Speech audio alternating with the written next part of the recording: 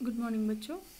आज हम पढ़ेंगे चैप्टर नंबर 5 जो कि है principles of inheritance and variation, यानी कि वंशागति एवं विभिन्नता के सिद्धांत। तो बच्चों, आपने देखा होगा हम जितने भी लिविंग बीइंग्स हैं इन सब में एक इंडिविजुअलिटी है। कहने का मतलब है कि जितने भी लिविंग बीइंग्स हैं सब एक दूसरे से अलग अलग हैं, वो भले ही एक ही स्पीशीज़ के हों या अलग अलग जातियों के हों। ठीक है, जैसे ह्यूमन बीइंग्स में ही अगर हम देखें तो प्रत्येक इंसान एक दूसरे इंसान से थोड़ा सा अलग होता है। ठीक है, तो ये जो अलग अलग हमें विभिन्नताएं हैं ये कैसे हैं और कैसे ये विभिन्नताएं एक पीढ़ी से दूसरी पीढ़ी में आती हैं।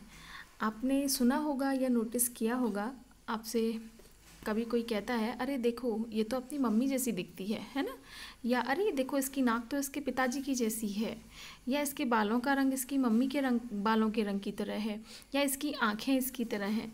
तो आपको भी रिजेंबल किया जाता है आपकी ही फैमिली के एल्डरली पीपल से। तो कैसे हमें हमारे माता पिता के आँखें आ रही हैं, उनकी आँखों का रंग आ रहा है, उनके बालों का रंग आ रहा है, उनकी त्वचा का रंग आ रहा है, या हम उनसे कैसे मिलते जुलते हैं, कैसे ये लक्षण जो हैं एक पीढ़ी से हमारे पेरेंट्स से हम में आते हैं, हमसे हमारी नई पीढ़ी में जाते हैं। तो यही सब कुछ हम इस चैप्टर में पढ़ेंगे जिसका नाम है वंशागति एवं विभिन्नता के सिद्धांत।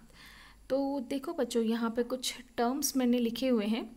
पहला है जेनेटिक्स, जिसे हम हिंदी में बोलते हैं आनुवंशिकी। उसके बाद एक शब्द होता है इनहेरिटेंस, एक होता है हेरिडिटी। हेरिडिटी का मतलब होता है द साइंस ऑफ इनहेरिटेंस, यानी कि वंशागति का जो विज्ञान है उसे हम हेरिडिटी कहते हैं। ठीक है, और the science of inheritance and variation कहलाता है जेनेटिक्स या आनुवांशिकी। तो बच्चों, सबसे पहले समझते हैं वंशागति क्या है, हेरिडिटी या इनहेरिटेंस क्या है।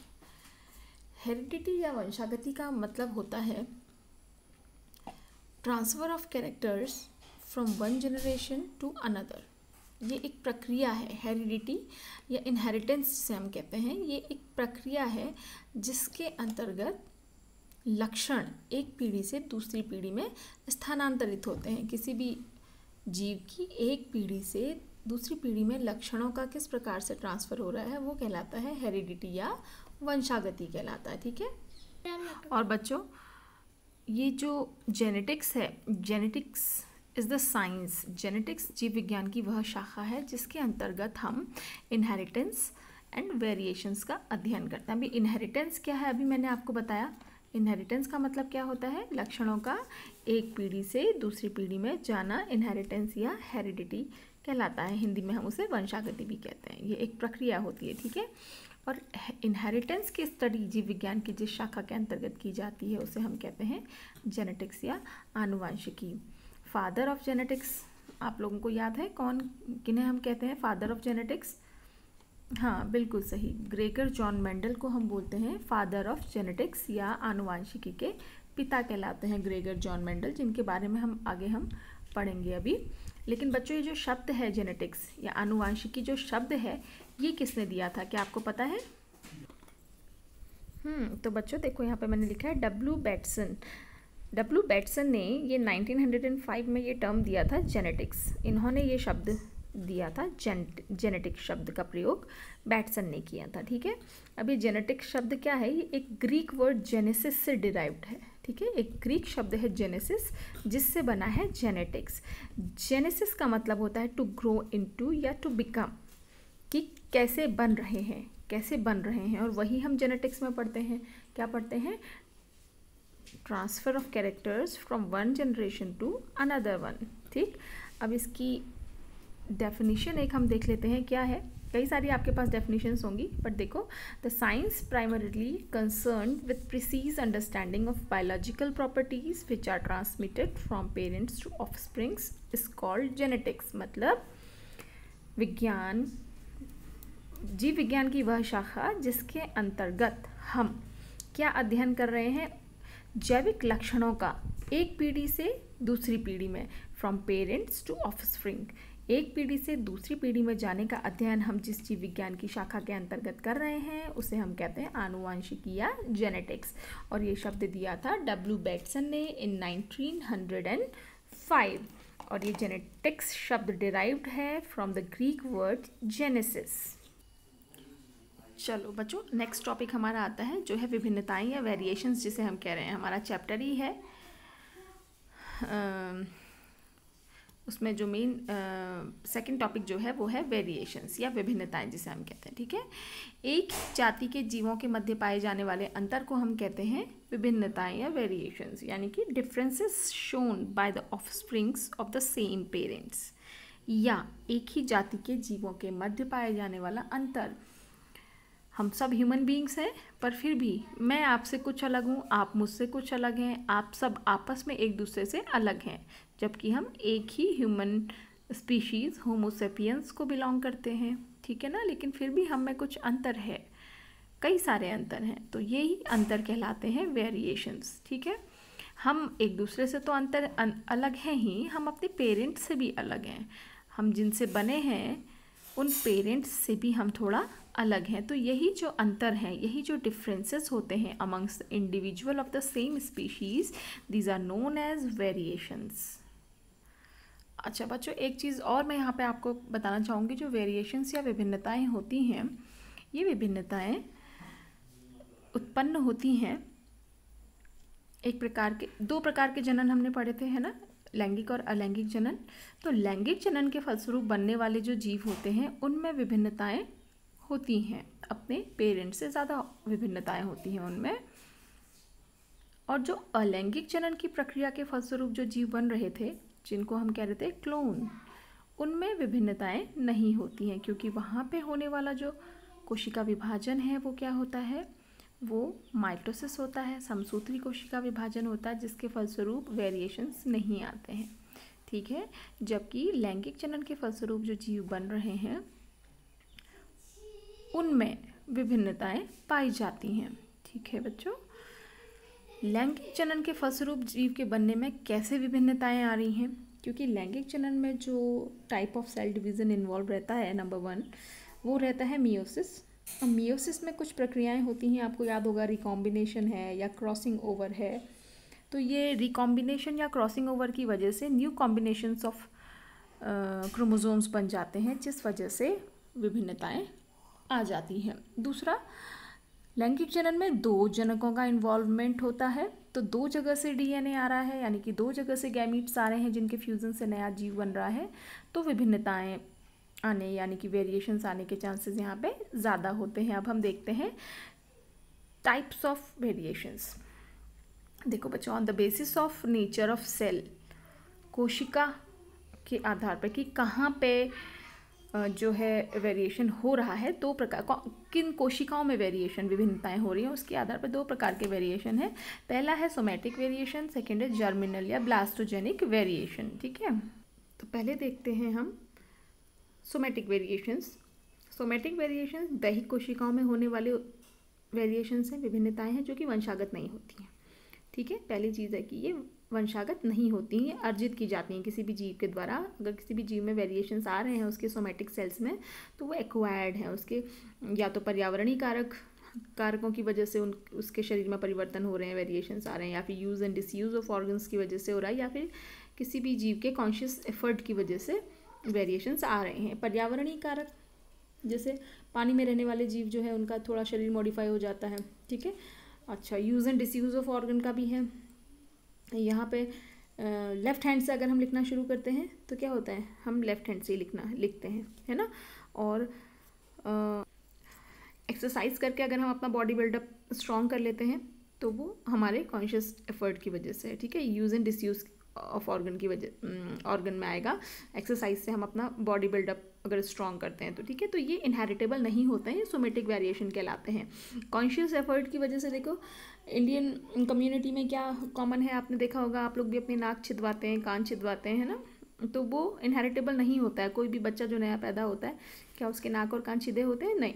क्यों? क्योंकि जो कान छिदवाना और नाक छिदवाना है वो एक सोमैटिक वेरिएशन है, हमने अपने दैहिक कोशिकाओं में परिवर्तन किया है जो कि ट्रांसफ़र नहीं होता, वंशागत नहीं होता। ठीक है, ये सारे के सारे पर्यावरणीय कारकों से, use and disuse of organs से, कॉन्शियस एफर्ट से किसी भी ह्यूमन बीइंग के जो वेरिएशंस आ रहे हैं, they are known as acquired और somatic and these are not heritable.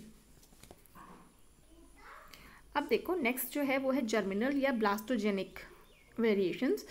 ये एक पीढ़ी से दूसरी पीढ़ी में वंशागत होते हैं। अब ये जर्मिनल जो वेरिएशन से कैसे होंगे? नंबर 1, ये या तो होंगे रिकॉम्बिनेशन, जो क्रॉसिंग ओवर की प्रोसेस में होता है, रिकॉम्बिनेशन की वजह से जीन्स का स्ट्रक्चर चेंज हो जाएगा। ठीक है, या पॉलीप्लॉइडी की वजह से। पॉलीप्लॉइडी का मतलब क्या होता है? पॉलीप्लॉइडी में वेरियस कॉम्बिनेशंस ऑफ जीन्स बन जाते हैं, कॉम्बिनेशन ऑफ जीन्स बनेंगे, क्रोमोजोम्स बनेंगे, तो ये भी इनहेरिटेबल होगा। नेक्स्ट है रेडिएशन। कुछ ऐसा रेडिएशन होगा जिस वजह से जेनेटिक स्ट्रक्चर पूरा डिस्टर्ब हो जा रहा है, कुछ जीन्स की संरचना, जीन का अरेंजमेंट चेंज हो जा रहा है, क्रोमोसोम की संरचना में परिवर्तन हो जा रहा है, तो ये ट्रांसमिट होते हैं from one generation to another. These are known as germinal और ब्लास्टोजेनिक वेरिएशंस। देखो बच्चों, अब है डिग्री ऑफ डिफरेंसेस कि कितने अलग अलग कितना डिग्री है डिफरेंस में, जो वेरिएशंस हैं वो कितने ज़्यादा हैं, ठीक है, या कितने कम हैं। किसी नॉर्मल जो स्पीशीज़ है उसमें एक नॉर्मल कैरेक्टर से कितने ज़्यादा या कितने कम है, उसके आधार पर 2 प्रकार के वेरिएशंस हैं। पहला है सतत या कंटिन्यूस वेरिएशंस जिसे हम कह रहे हैं, दूसरा है आपका डिसकंटिन्यूस वेरिएशन। तो क्या डिफरेंस है कंटिन्यूस और डिसकंटिन्यूस वेरिएशन में? ठीक है, कंटिन्यूस वेरिएशन को पहले मैं आपको एक एग्जाम्पल से समझाती हूँ। देखो बच्चों, यहाँ पे एक ग्राफ बनाया है, यहाँ पे individuals in each height group, ये हाइट ग्रुप है 150 सेंटीमीटर, 155, 160, 165, ये हाइट के रेंज है ह्यूमन बींग्स के किसी पॉपुलेशन में। ठीक है, अब यहाँ पे आपको दिखा रखे हैं कि 150 से 165 में कितने पीपल की हाइट है, 160 तक कितनी है, 160 के अबव कितने पीपल की हाइट है, 1 से 70 सेंटीमीटर हाइट कितनों की है, 185 तक कितनी है। तो ये कंटिन्यूस वेरिएशन है, कंटिन्यूस वेरिएशन या इसको फ्लक्चुएशंस भी कहते हैं in the height of adult human beings. ठीक है, तो देखो नॉर्मल एवरेज जो है 170, एवरेज अगर हम हाइट को 170 माने तो अलग अलग हाइट के पीपल पाए जा रहे हैं। ठीक है, ह्यूमन बींग्स पाए जा रहे हैं, किसी की 185 भी है, किसी की 150 भी है। ठीक हो गया, तो यहाँ पे बहुत ज़्यादा डिफरेंस नहीं है, मतलब हाइट एक कैरेक्टर है जो कंटिन्यूस वेरिएशन शो कर रहा है। वेरिएशन किस में हो रहा है? हाइट में, कि 150 ड्वार्फ, थोड़े कम हाइट के पीपल भी मौजूद हैं, ज़्यादा हाइट के भी हैं, तो फ्लक्चुएट कर रहा है ये वेरिएशन। ठीक है, ये जो कंटिन्यूस वेरिएशन होता है ये इवोल्यूशन में कोई ज़्यादा ख़ास रोल प्ले नहीं करता है, और ये जो कैरेक्टर हैं, ये जो वेरिएशंस हैं, ये बहुत ज़्यादा अलग नहीं होते हैं किसी इंडिविजुअल में।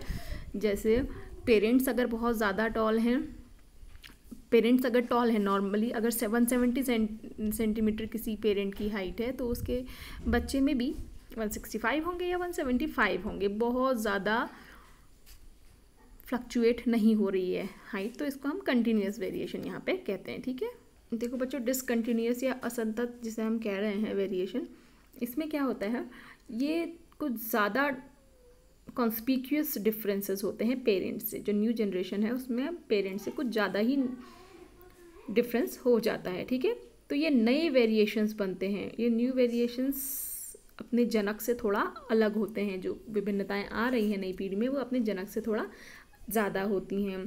ठीक है, इनको हम म्यूटेशंस भी कहते हैं, म्यूटेशंस या स्पोर्ट्स भी बोलते हैं इनको हम। और ये जो वेरिएशंस हैं ये हेरिटेबल होते हैं। ठीक है, ये हेरिटेबल होते हैं, एक पीढ़ी से दूसरी पीढ़ी में ट्रांसफ़र होते हैं। और ये जो वेरिएशंस या विभिन्नताएं आ रही हैं ये कैसे आ रही हैं? ये आएंगी due to change in the genotype. Genotype मतलब कि जीन्स की संरचना में जो परिवर्तन होगा उससे ये डिसकंटिन्यूस वेरिएशंस पैदा होंगे और ये ट्रांसफ़र होंगे एक पीढ़ी से दूसरी पीढ़ी में। ठीक है, और ये जो डिसकंटिन्यूस वेरिएशंस होते हैं ये अचानक से ही किसी पीढ़ी में उत्पन्न होते हैं। ठीक है बच्चों, तो अभी इसके बाद हम देखते हैं महत्व क्या है, वेरिएशन का क्या महत्व है।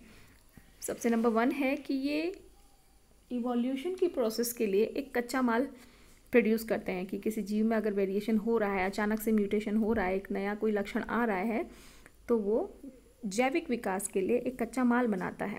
सेकंड है कि किसी भी जीव में वेरिएशन आ रहा है, कोई नया कैरेक्टर आ रहा है, तो वो उसे अपनी प्रिवेलिंग एनवायरमेंटल कंडीशन में अडेप्ट करने के लिए हेल्प करता है वेरिएशन, ठीक है। थर्ड जो है, देखो इसमें लिखा है forms the basis of heredity, यानी कि एक पीढ़ी से दूसरी पीढ़ी में वो जाएगा। नेक्स्ट है useful variations of animals and plants are produce, जो एनिमल्स और प्लांट्स में जो यूज़फुल वेरिएशंस हो रहे हैं, जो फ़ायदेमंद वेरिएशंस हैं, वो वेरिएशंस जो है यूज़ किए जाते हैं आर्टिफिशियली भी टू इंक्रीज़ द पॉपुलेशन। अच्छे वाले जो वेरिएशंस हैं उनको यूज़ करके प्रोडक्शन किसी भी प्लांट प्रोडक्ट का, एनिमल प्रोडक्ट का बढ़ाया जा सकता है। इस वीडियो में बच्चों इतना ही। Thank you.